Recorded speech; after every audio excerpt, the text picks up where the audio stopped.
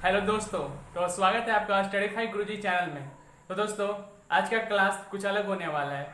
तो अगर आप इस चैनल पे हैं तो सबसे पहले इसको सब्सक्राइब कर लो, ठीक है। और अगर अच्छा लगे तो वीडियो जरूर लाइक करना। तो दोस्तों, आज क्लास 10 का केमिस्ट्री शुरू करने जा रहे हैं राजकमल सर। Hello students. तो दोस्तों, आज केमिस्ट्री शुरू होने वाला है और जितना भी आप लोगों का क्लास 10 का जितना भी सब्जेक्ट है, फिजिक्स, केमिस्ट्री, मैथ, ये तीनों सब्जेक्ट खास करके ये लेंगे आपके, ठीक। तो आज इन्होंने केमिस्ट्री का क्लास शुरू किया है, जिसमें आज आपको इन्होंने केमिस्ट्री में एक चैप्टर पढ़ाने वाले हैं, केमिकल रिएक्शन एंड इक्वेशन। तो केमिकल रिएक्शन एंड इक्वेशन में आज आप इनसे पढ़ो। तो अगर वीडियो अच्छा लगे तो जरूर लाइक करना। चलो ठीक है, मिलते हैं। भाई दोस्तों, आज हम लोग पढ़ेंगे क्लास 10 केमिस्ट्री का फर्स्ट लेसन, जिसका नाम है केमिकल रिएक्शन एंड इक्वेशन, जो बहुत ही इम्पोर्टेंट है। इससे मतलब कि समझिए कि बोर्ड में हमेशा क्वेश्चन आता ही आता है।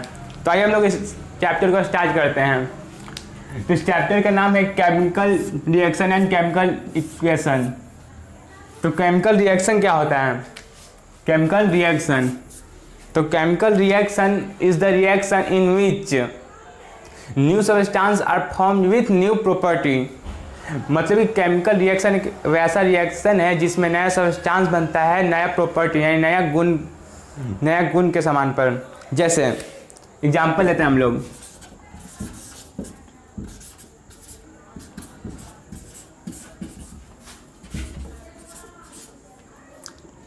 जैसे यहाँ पर H2 प्लस O2, H2O बना है, तो यहाँ पर H2 क्या है? गैस है।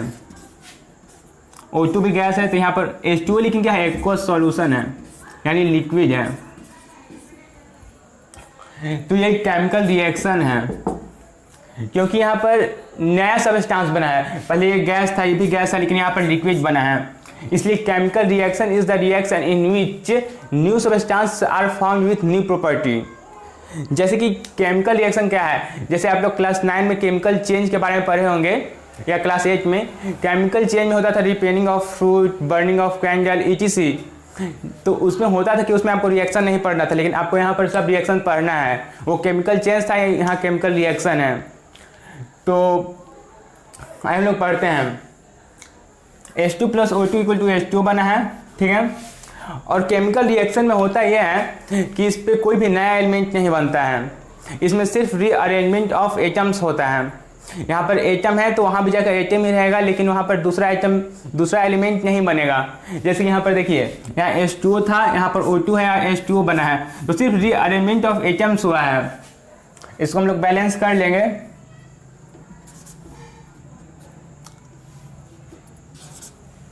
बैलेंस हो गया। तो यहाँ पर हमेशा ही रीअरेंजमेंट्स ऑफ एटम होता है। और एक और बात, केमिकल रिएक्शन हमेशा law of conservation of mass को सेटिस्फाई करता है।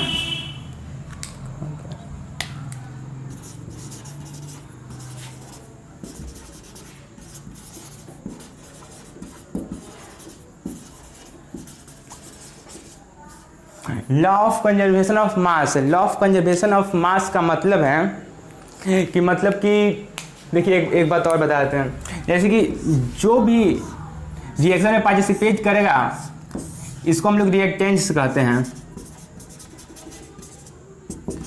और जो भी नया सामान बनेगा रिएक्शन के बाद, उसको हम लोग प्रोडक्ट्स कहते हैं।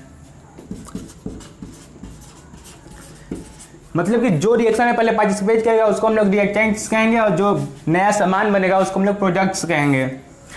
तो आइए हम लोग बात करते हैं law of conservation of mass पर।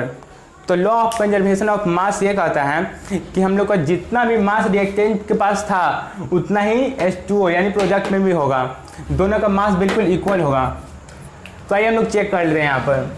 जैसे कि H2 का मास कितना है? 1 है, यानी 2 हुआ। यहाँ पर भी कितना है इसका? 16 दूनी 32, 32 2 34 है। यहाँ पर भी देखिए 16 दूनी 32 और 2 34, यानी इसका भी अगर देखा जाए तो इसका 2 होगा प्लस 32, और इसका भी देखिएगा तो 34 ही ग्राम होगा। 34 ही ग्राम है, यानी कि law of conservation of mass को ही सेटिस्फाई करता है। इतना। इसके बाद हम लोग पढ़ेंगे कैरेक्टरिस्टिक ऑफ केमिकल रिएक्शन, यानी कि केमिकल रिएक्शन अगर होता है तो आपको नज़र नहीं आएगा, लेकिन आपको अगर उसमें कुछ ऐसे गुण दिखाई देंगे जिससे आपको पता चलेगा केमिकल रिएक्शन हुआ है। तो कैरेक्टरिस्टिक ऑफ केमिकल रिएक्शन के बारे में पढ़ेंगे अब।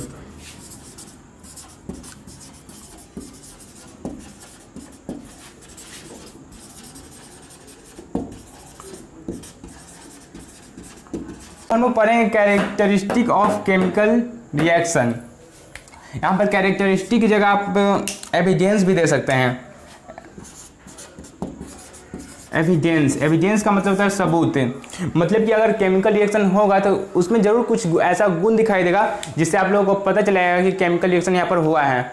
तो इसके यहाँ पर हम लोग ऐसे बहुत सारे होते हैं, लेकिन यहाँ पर हम लोग सिर्फ 5 प्रकार के ऐसे पढ़ने हैं। जैसे कि 5 प्रकार।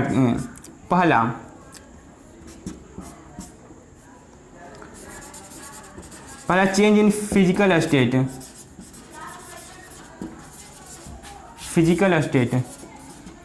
पहला चेंज इन फिजिकल स्टेट, तो मतलब कि अगर 2 गो रिएक्टेंट्स मिलकर एक नया सामान का प्रोडक्ट बनाता है तो उसमें चेंज इन फिजिकल स्टेट होगा, तो आपको वहाँ पर पता चल जाएगा केमिकल रिएक्शन यहाँ पर हुआ है। तो जैसे हम लोग एग्जाम्पल लेकर समझने की कोशिश करेंगे। जैसे यही ले लेते हैं H2 + O2, तो H2 यहाँ पर गैस है प्लस O2 भी यहाँ पर गैस है, तो यहाँ पर क्या बन गया H2O बना। तो यहाँ पर गैस है, यहाँ पर भी गैस है, लेकिन यहाँ पर क्या बना है, लिक्विड बना है। तो यहाँ पर चेंज इन फिजिकल स्टेट हुआ है, इसलिए हम लोग इसको केमिकल रिएक्शन कहेंगे। और दूसरा ही ले लेते हैं, इधर लेते हैं दूसरा। इवोल्यूशन ऑफ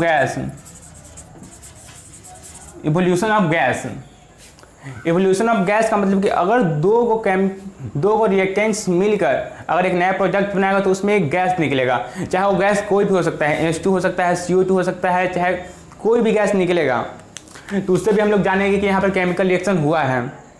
तो एग्जाम्पल लेकर हम लोग देखते हैं। एग्जाम्पल हम लोग ले लेंगे, जैसे यहाँ पर सोडियम प्लस हाइड्रोक्लोरिक एसिड, तो यहाँ पर क्या बन जाएगा, NaCl + H2। तो ये क्या है, यहाँ पर NaCl गैस है। तो यहाँ पर गैस रिलीज हो रहा है, इसके रिलीज का साइन ये है। यहाँ पर गैस निकल रहा है, यानी इवोल्यूशन ऑफ गैस हो रहा है यहाँ पर। इसलिए ये रिएक्शन जो है ये केमिकल रिएक्शन है, क्योंकि यहाँ इवोल्यूशन ऑफ गैस हो रहा है। तो हम लोग तीसरा भी देख लेते हैं। तीसरा यहाँ पर है चेंज इन कलर।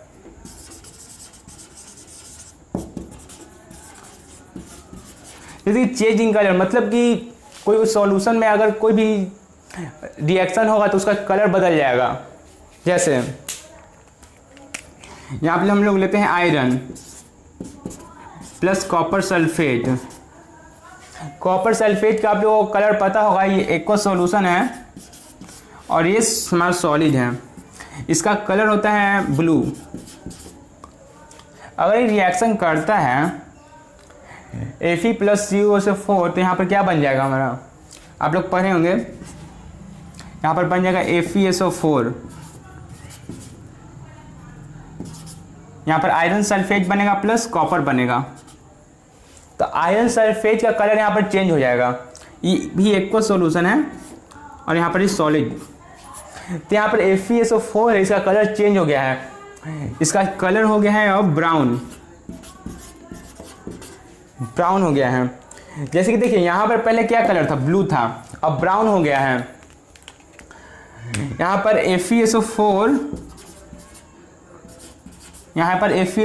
हाइड्रस है, यहाँ पर FeSO4 हाइड्रस है, तो हाइड्रस है इसलिए इसका कलर ब्राउन है। अगर ये हाइड्रेटेड हो जाएगा, हाइड्रेटेड का मतलब है कि अगर हम लोग FeSO4 में, हाइड्रेटेड का मतलब है FeSO4 में H2 मिला देंगे तो ये हाइड्रेटेड बन जाएगा हमारा। और अगर ये हाइड्रेटेड हो जाएगा तो इसका कलर ब्राउन से हमारा ग्रीन हो जाएगा। ये इंपॉर्टेंट पॉइंट है, इसको याद रखिएगा। ये ग्रीन हो जाएगा इसका कलर। अगर FeSO4 हाइड्रेटेड होगा तब।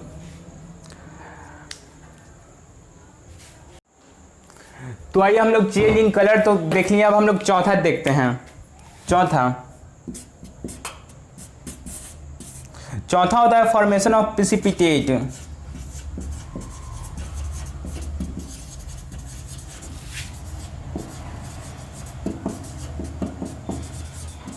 Formation of precipitate. प्रिसिपिटेट क्या होता है?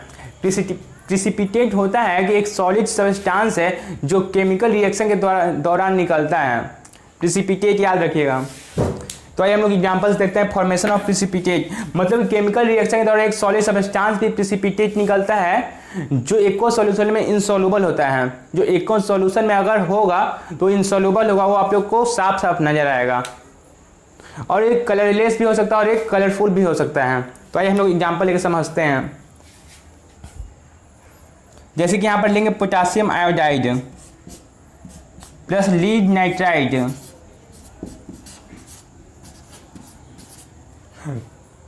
Potassium iodide plus lead nitride तो यहाँ पर रिएक्ट करेगा तो यहाँ पर क्या बनेगा? अगर यहाँ पर रिएक्ट करता है तो बनेगा potassium nitrate plus lead iodide. Lead iodide तो आपको पता होना चाहिए कि ये क्या है। लीड आयोडाइड यहाँ पर प्रिसिपिटेट है। ये प्रिसिपिटेट है ये जो इस रिएक्शन के दौरान निकला है। तो ये इंसॉल्युबल इन वाटर होगा। यही प्रिसिपिटेट है जो केमिकल रिएक्शन के दौरान निकलता है और ये आपको साफ साफ पता चलेगा। तो आइए इसका एक और एग्जांपल लेना चाहेंगे तो ले सकते हैं।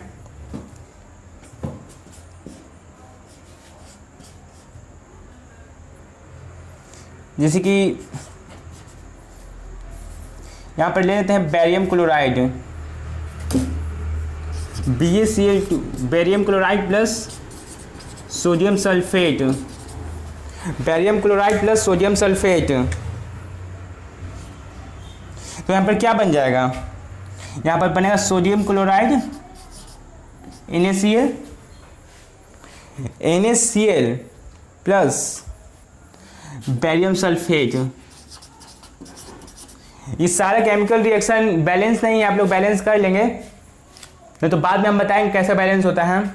बेरियम सल्फेट तो यहाँ पर बेरियम सल्फेट प्रिसिपिटेट का काम कर रहा है। यही प्रिसिपिटेट है जो निकलेगा केमिकल रिएक्शन के दौरान। यहाँ पर ये प्रिसिपिटेट है जो केमिकल रिएक्शन के दौरान निकलेगा।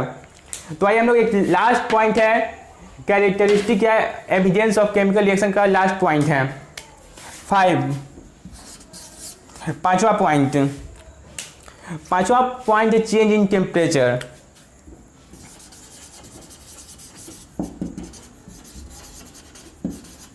चेंज इन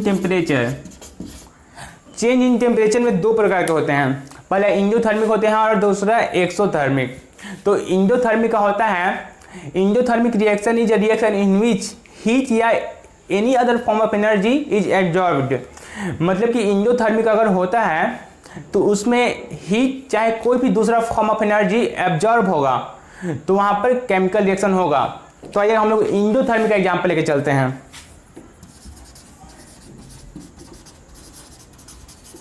इंडोथर्मिक मतलब कि इसमें कोई भी हीट या अनदर फॉर्म ऑफ एनर्जी यहाँ पर एब्जॉर्ब होगा। आइए हम लोग एग्जांपल देखते हैं। कैल्शियम कार्बोनेट में अगर हम लोग हीट यहाँ पर इसको देंगे तो एब्जॉर्ब करेगा और यहाँ पर बनेगा कैल्शियम ऑक्साइड प्लस यहाँ पर CO2 निकलेगा। यहाँ पर चेंज इन टेम्परेचर हो रहा है लेकिन अगर यहाँ पर CO2 निकल रहा है तो यहाँ इवोल्यूशन ऑफ गैस भी आप दे सकते हैं। ये एग्जांपल इवोल्यूशन ऑफ गैस में भी काम करेगा। और दूसरा हमने बताया एक्सोथर्मिक का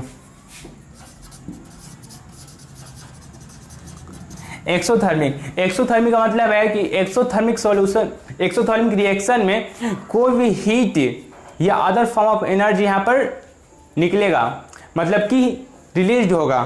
तो हम लोग देखते हैं। जैसे कि हम लोग यहाँ पर देख सकते हैं calcium calcium oxide plus H2O। Calcium oxide plus H2O अगर हम लोग यहाँ पर देंगे तो क्या निकलेगा, क्या बनेगा यहाँ पर,